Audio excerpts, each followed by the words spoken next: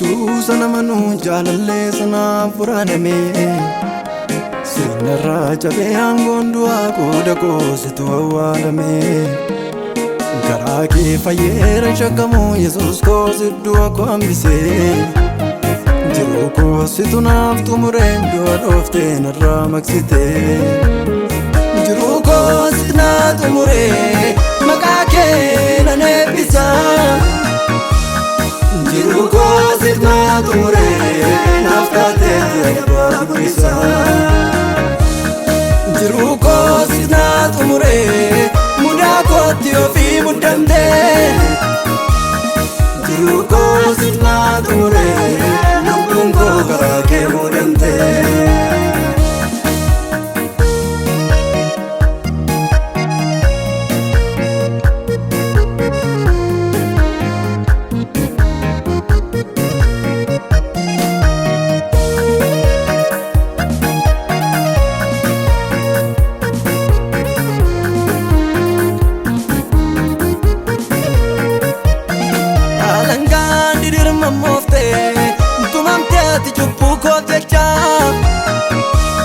Fannoon faataa gangalchitee gidirfamtee manaaf dhiphachaa qullaa buustee na tuustee ayyaanaa fi golgaaraadha manooftee tola fayyistee naaf jirtaa guyyaa gararraa badeeran silaa yoona du'ee utuuti naan dhufnee gaafichaa Ate tu fannoo garafamaa naa dhuftee na furuu gaalichaa.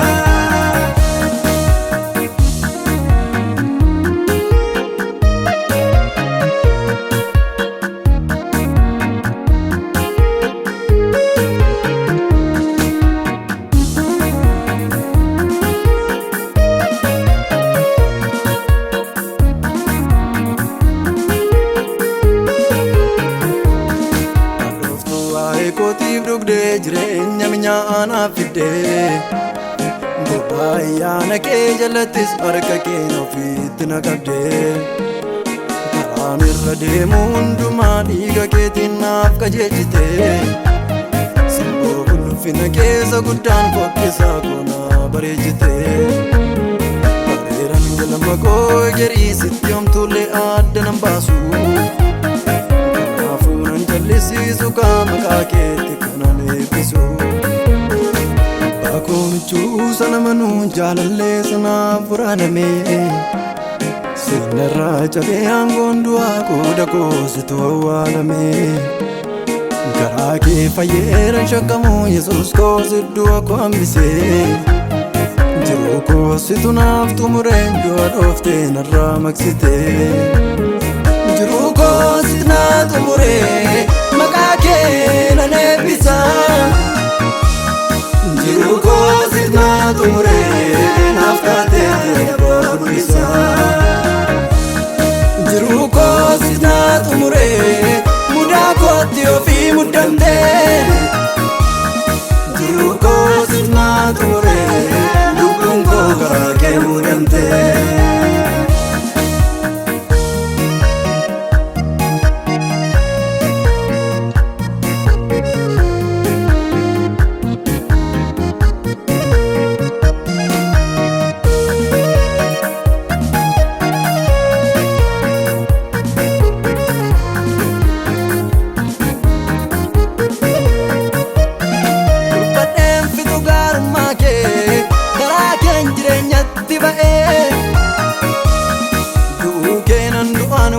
Wabii koositu anaaf ta'e jiruu tojjattee nan jiraadhe gaarummaan kee keessa koon badu ulfaadhuun siin jedhama abbaa koo siin na baasee anaaf birmadu jedheetanii si eebbisa kaa galatoomi galatooma abbaa kan kee oo takkaan xumuru Nalota, nalota, nalota